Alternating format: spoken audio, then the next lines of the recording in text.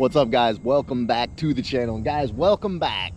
The Gen 3 Lightning build. Guys, if you're new to the channel, this truck was actually built right here on the channel by Alex from a bare frame. That's what he does. He's extremely talented at what he does. Since then, Alex has gotten bored and decided he wants to build a black one, and Dover wasted no time picking it up.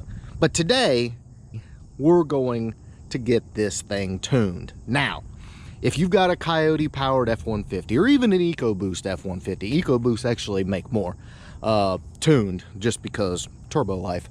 But if you've been curious, should I get a tune? Is it worth the money? Is it worth doing that? We're gonna find out today. But real quick, I'm gonna give you a little bit of info on the truck. Okay, guys, let's dive in real quick. The truck is bone stock. Initially, when we built it, it had a CJ manifold and some other stuff on it. That's all off right now. Right now, it is a bone stock Gen 2 Coyote, 2017 Coyote 6R80 transmission.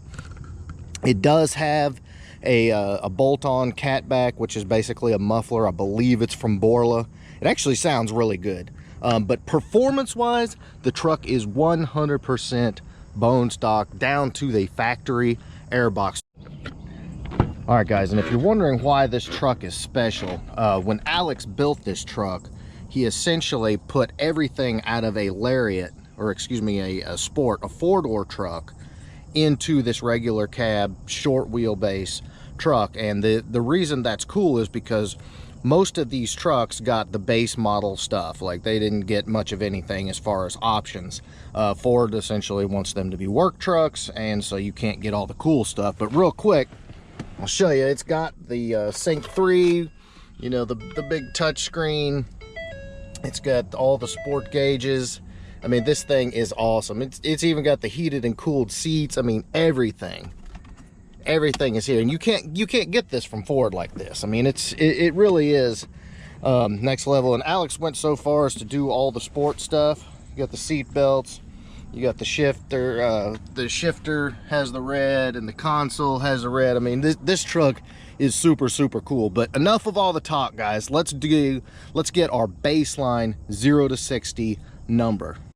All right, guys, so this is what I do. I've got my phone sitting right here with the 0 to 60 app set up. All I'm gonna do is just turn the air off, and then I've got the GoPro right here on the back tire, just to make sure. I don't think it's gonna spin too much, but got the camera there. So let's go out and get our initial hit.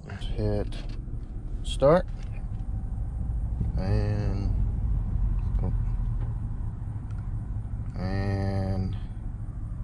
go.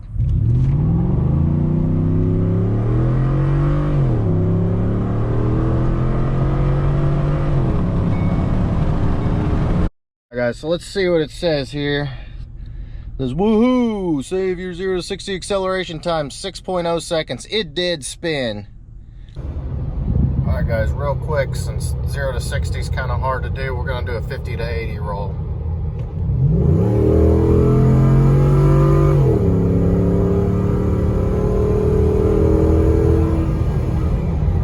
All right, and once we get back from the tuner, we'll try that again, just see if we can get any difference then. No wheel spin to factor into the equation, so maybe that'll help. All right, guys, so we are here at the tuner, Wingard Performance, and basically what he's going to do, just plug up and write the tune for it. Then we're going to do some data logging, make sure everything's good, and we'll be ready to go back and do our back-to-back passes and just see what the difference is.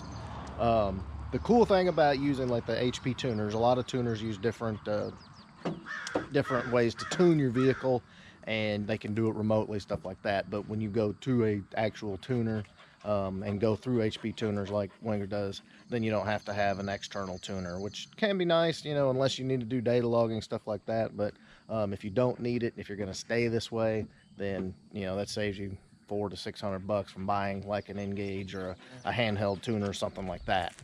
All right, guys, so he's already got the tune all loaded in there and written. He's going to take it down from the road and just kind of see how it does, and we'll know in a minute.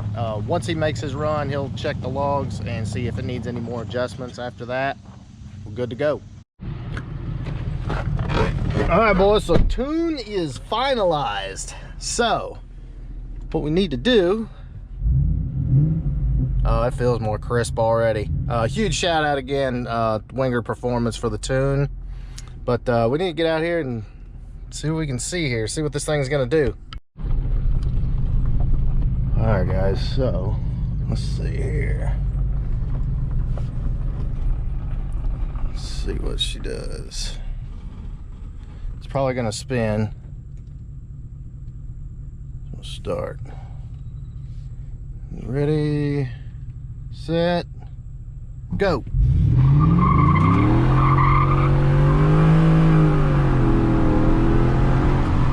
Whoa. I had a curve coming up, guys. I had to stop. Oh, and the tire spin is bad. Hold on, we're gonna have to turn around and try this again.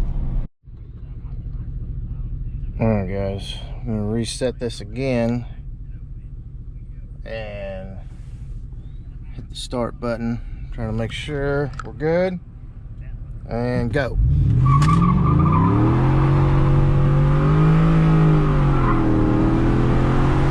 Oh, we got a chirp. I love it. Holy crap.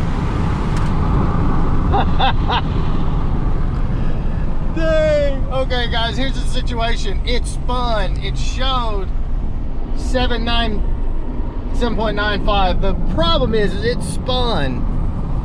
Oh man. But if you could hear it, it chirped.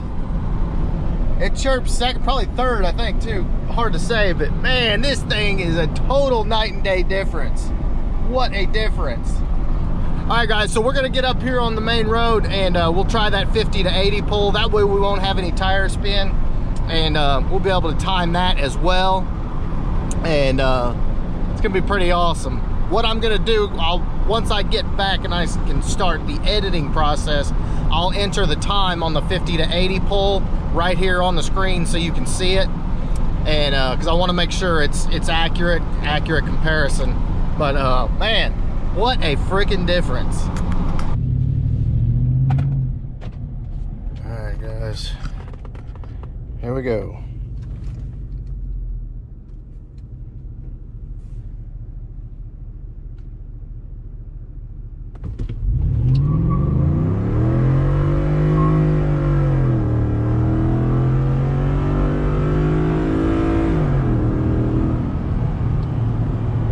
Let's see.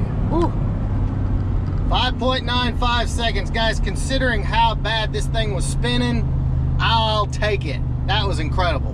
All right, guys, so here we go. Try to get it to 50. We're gonna do a 50 to 80 pull right here, and go.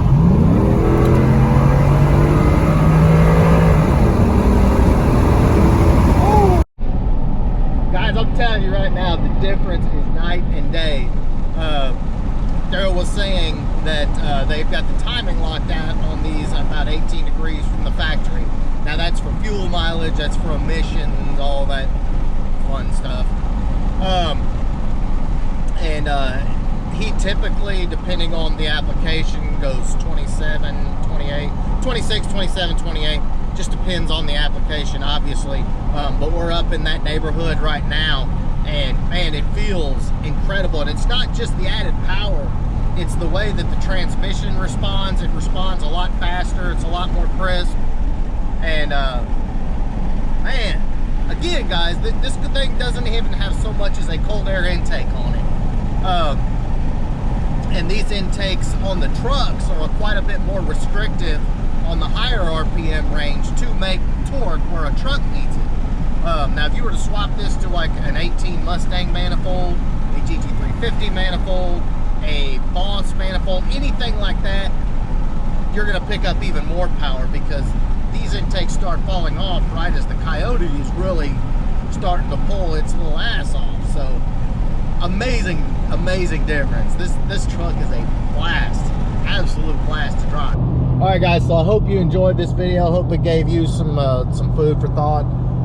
As far as the pricing on tunes, you're going to be anywhere $300 to $600. Just depends on, you know, where you're at in the world and who you have tune your vehicle. It's definitely worth it, in my opinion, for the extra power. The drivability is better. It's more crisp, and can't obviously tell you about fuel mileage right now, just because we just had the tune done, but it's amazing. Modern technology is absolutely amazing, and you know, guesstimates on these tunes anywhere 20-30 horsepower, just depending again on your application. So and as you add modifications like, you know, headers, exhaust, intake, stuff like that, that power level is going to continue to rise. So definitely worthwhile. And even if you just leave it stock and you want some extra power, you know, without turning a single wrench, do it. And it's amazing. And this is an NA. I mean, you consider the EcoBoost trucks, they're going to make quite a bit more. So definitely recommend getting a tune. Again, I hope this video was helpful. Hope you enjoyed it. And if you did, please, big thumbs up. Make sure you smash that subscribe button, and we'll be back with more something. I don't know. We got too many irons on the fire. Later, guys.